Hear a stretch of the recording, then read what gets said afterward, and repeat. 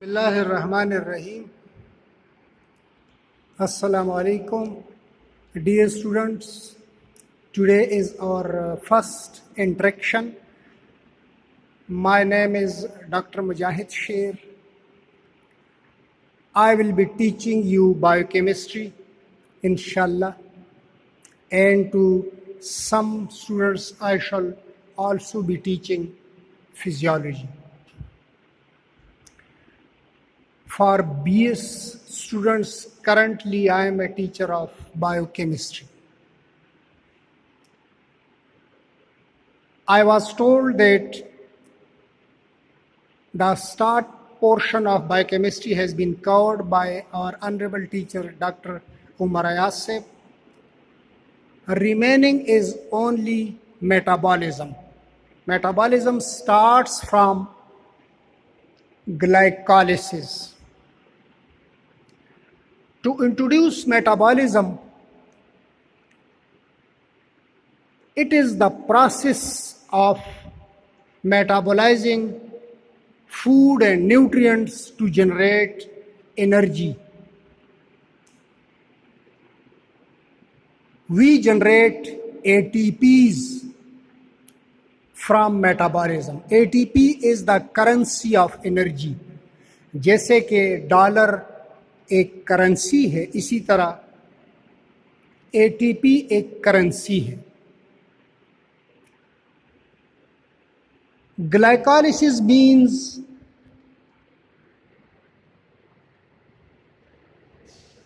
glyco means sugar.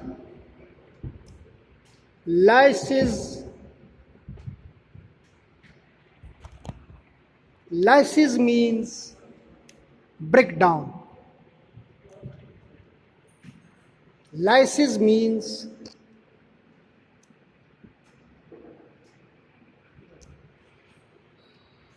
breakdown. So what is glycolysis?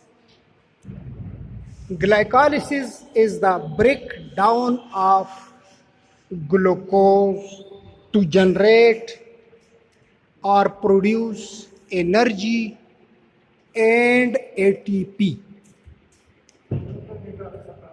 You would have studied in your physiology classes that metabolism could be of two types. Metabolism is a general term. Metabolism is of two types, or it has two parts. One is called as anabolism, the other is called as catabolism. In anabolism, we generate large molecules or large nutrients from basic material. For example, amino acids combine to produce proteins, while in catabolism, large molecules are broken down to produce simple compounds and produce energy. So actually glycolysis is a metabolic pathway.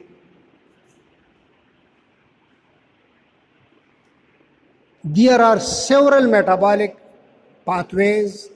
We are starting from glycolysis, the first pathway. The importance of glycolysis is this, that glycolytic pathway or the pathway of glycolysis is performed in every cell.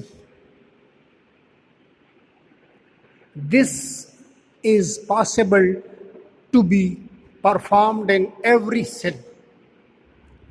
There are certain other metabolic pathways which are not possible to be performed in every cell. Glycolytic pathway is performed in every cell. But remember that glycolysis can only take place in the cytoplasm of cell. We call it cytosol. आपको पता है nucleus के बाहर जो fluid है उसको हम cytosol कहते हैं। न्यूक्लियस और सेल मेम्ब्रेन के दरमियान का जितना भी एरिया है उसको हम साइटोप्लाज्म कहते हैं, लेकिन साइटोप्लाज्म में गाल्जी बॉडीज, राइबोसोम्स वगैरह सब आ जाते हैं।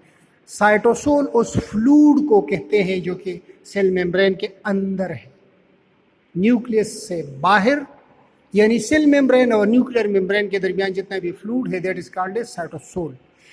तो ग्लाइकोलिटिक पाथवे के लिए एंजाइम्स जो चाहिए वो अवेलेबल होते हैं साइटोसोल के अंदर, इसलिए ग्लाइकोलिटिक पाथवे साइटोसोल में परफॉर्म किया जाता है। अब बेसिक क्या है, जब आप फूड लेते हो तो जीआईटी से आपका ग्लूकोज, गैलेक्टोज, फ्रुक्टोज ये एब्जॉर्ब होते हैं। आप तो ग्लूकोज कम ही खाने में खाते हो, आप जनरली स्टार्च वगैरह खाते हो जो कि पॉलीसेकेराइड्स हैं। ये पॉलीसेकेराइड्स कन्वर्ट हो जाते हैं सिंपल शुगर्स में या मोनोसेकेराइड्स में जो कि ग्लूकोज या फ्रुक्टोज है। और ये ग्लूकोज और फ्रुक्टोज या गैलेक्टोज हमारे जीआईटी से एंटर हो के ब्लड में चला जाता है। जब ये ब्लड में जाता है तो आपको पोर्टल सर्कुलेशन पता होगी, ये लिवर से गुजर के जाता है। लिवर बहुत ज़्यादा ग्लूकोज, सारा फ्रुक्टोज और सारा गैलेक्टोज ले लेता है। जो ग्लूकोज है वो लिवर अपने अंदर जमा करता है, और जब ब्लड में ग्लूकोज कम हो जाए तो फिर ग्लूकोज लिवर से ब्लड की तरफ आता है।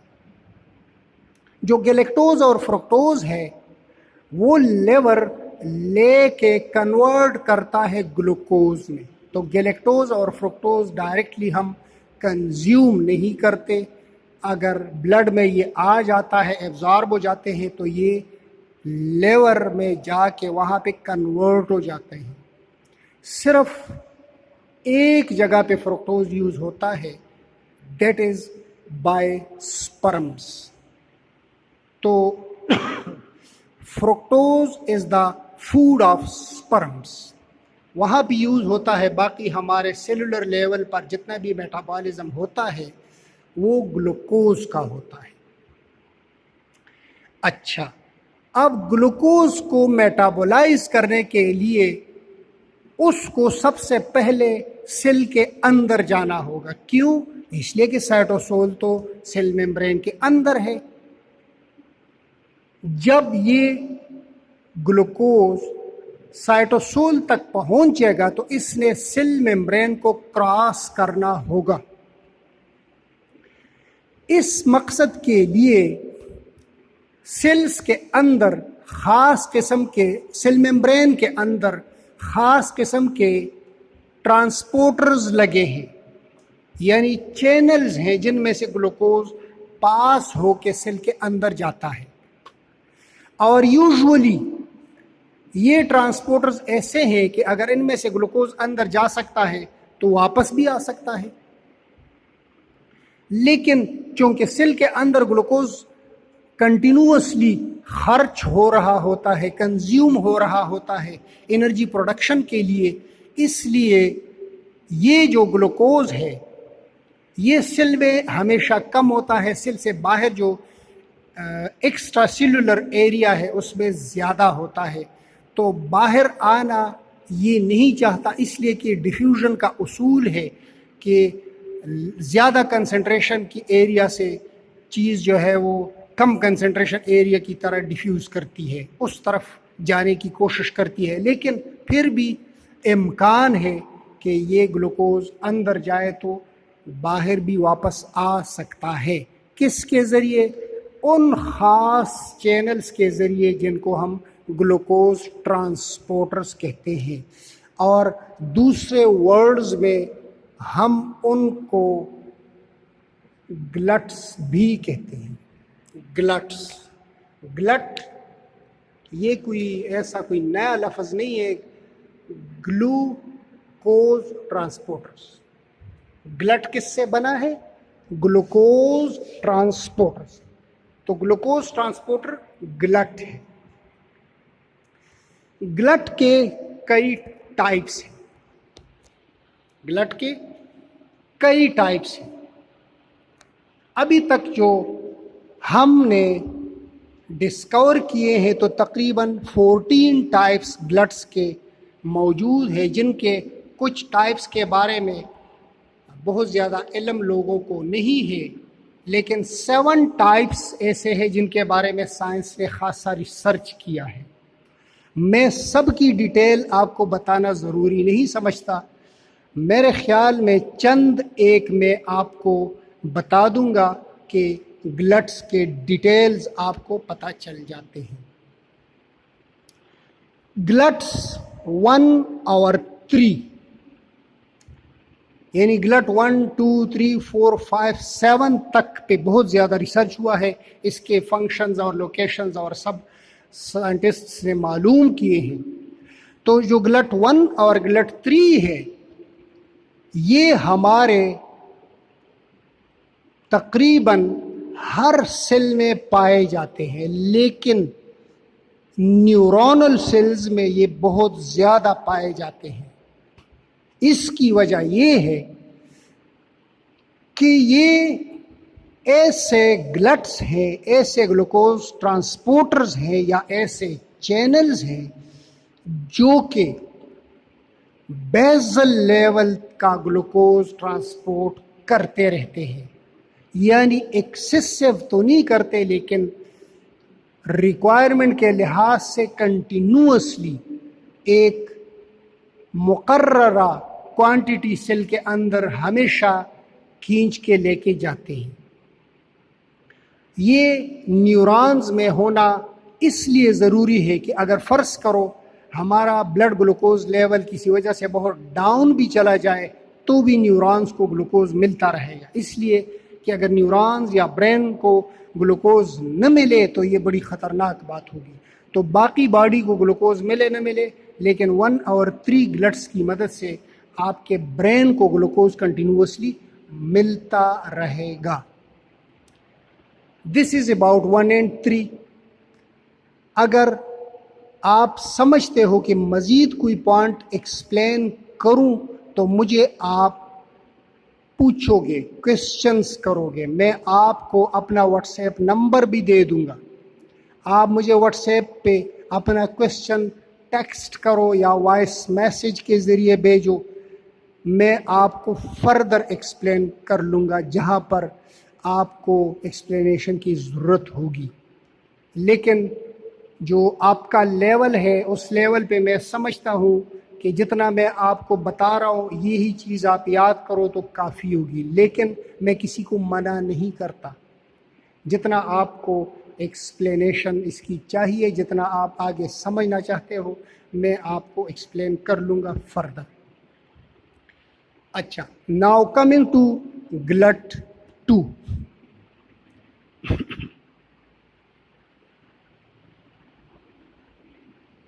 ग्लट 2 ऐसा ग्लूकोज ट्रांसपोर्टर है जो कि 2 वे है। 2 वे का मतलब ये है कि आ भी सकते हैं और जा भी सकते हैं। आपको पता है डबल रोड, 2 वे डबल रोड, एक 1 वे ट्रैफिक होता है, 2 वे ट्रैफिक होता है। इस पे 2 वे ट्रैफिक चलता है, यानी इस पे ग्लूकोज हमेशा अंदर भी जाता है और हमेशा बाहर भी आता है। बाकियों पे तो आने के इम्कानात हैं या बाहर आने के चांसेस हैं, लेकिन लाजमी नहीं कि बाहर आए। इस पे लाजमी अंदर भी जाएगा और लाजमी बाहर भी आएगा। वो कैसे? अब आप हैरान हो रहे होंगे। एक्चुअली लिवर में ग्लूकोज जमा होता है। जब हम कोई ऐसा फूड खा लेते हैं जिसमें स्टार्च ज़्यादा हो तो ब्लड का ग्लूकोज लेवल एकदम ज़्यादा हो जाता है।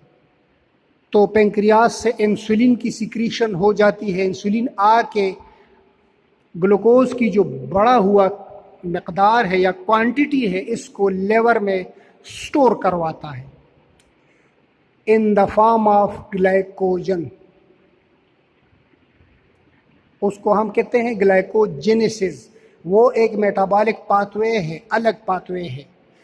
ग्लूकोज से ग्लाइकोजन बनता है और लिवर में स्टोर होता है। अब जब ये लिवर में स्टोर होता है तो वहां से जब ब्लड ग्लूकोज लेवल डाउन हो जाए तो वापस भी आना चाहिए।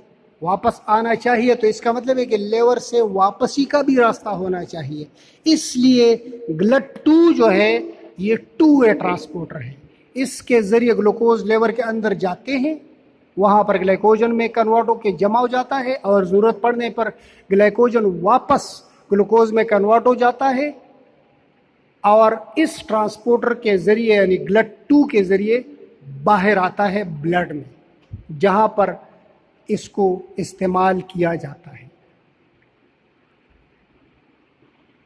ये जो ग्लाइकोजन से ग्लूकोज बनाने की प्रोसेस है, ये एक और मेटाबॉलिक पाथवे है, उसको हम कहते हैं ग्लाइकोजेनोलाइसिस, यानी ग्लाइकोजन को तोड़ना। जिस तरह ग्लूकोज को तोड़ना है, इस तरह ग्लाइकोजन को तोड़ तोड़ के छोटा छोटा पीसेस करके मोनोसेकेराइड ग्लूकोज में कन्वर्ट कर दिया जाता है और फिर ग्लूकोज से एनर्जी बनती है। डायरेक्ट ग्लाइकोजन की कोई ऐसी पाथवे नहीं है जो कि ग्लाइकोजन से डायरेक्ट एटीपी बनते गए। ठीक। अच्छा, अब GLUT4 क्या है? GLUT4 सेल के अंदर होते हैं। ये ऐसे चैनल्स हैं जो कि सेल के अंदर होते हैं। फॉर एग्जांपल, ये आपका सेल है, इसमें ऐसे वैक्यूल्स होते हैं। इन वैक्यूल्स के ऊपर छोटे छोटे चैनल्स होते हैं। अब ये सेल के अंदर है, याद रखो। होता क्या है कि जब ब्लड ग्लूकोज बहुत बढ़ जाए तो इंसुलिन आके सेल मेम्ब्रेन के ऊपर अपने रिसेप्टर पे एक्शन करता है। इंसुलिन जब अपने रिसेप्टर पे एक्शन कर ले तो ये रिसेप्टर एक्टिवेट हो जाता है। जब ये एक्टिवेट हो जाता है तो ये इस GLUT4 को अपनी तरफ खींच लेता है। अपनी तरफ जब ये खींच लेता है तो फिर इसकी पोजीशन बदल जाती है, खींच के ये इधर आ जाते हैं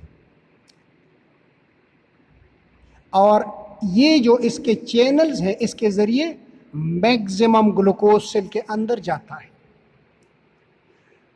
तो स्केलेटल मसल्स वगैरह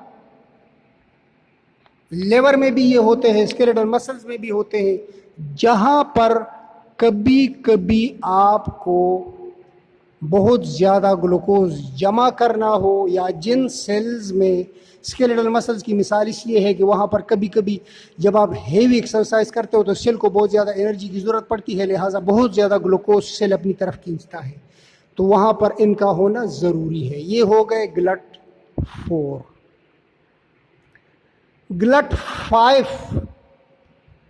GLUT5 होते हैं टेस्टिस में, मेल सेक्सुअल ऑर्गन्स में, टेस्टिस कहलाते हैं। वहाँ पर GLUT5 के रिसेप्टर्स होते हैं। वहाँ जो सेल्स हैं वहाँ पर GLUT5 होते हैं, ग्लूकोज ट्रांसपोर्टर 5 होते हैं, इसलिए कि ये फ्रुक्टोज के ट्रांसपोर्टर्स हैं। GLUT5 क्या है? ये फ्रुक्टोज के ट्रांसपोर्टर्स हैं। और आपको मैंने बताया था कि स्पर्म जो है वो फ्रुक्टोज को खाता है, ये उसका फूड है, लिहाजा ये जो है ये डायरेक्ट फ्रुक्टोज को सेल के अंदर ले जाके स्पर्म्स को फीड करते हैं। ठीक। अब आगे मज़ीद एक्सप्लेन करता हूँ। ये वीडियो मैं क्लोज करता हूँ, फिर बहुत ज़्यादा हेवी हो जाएगा।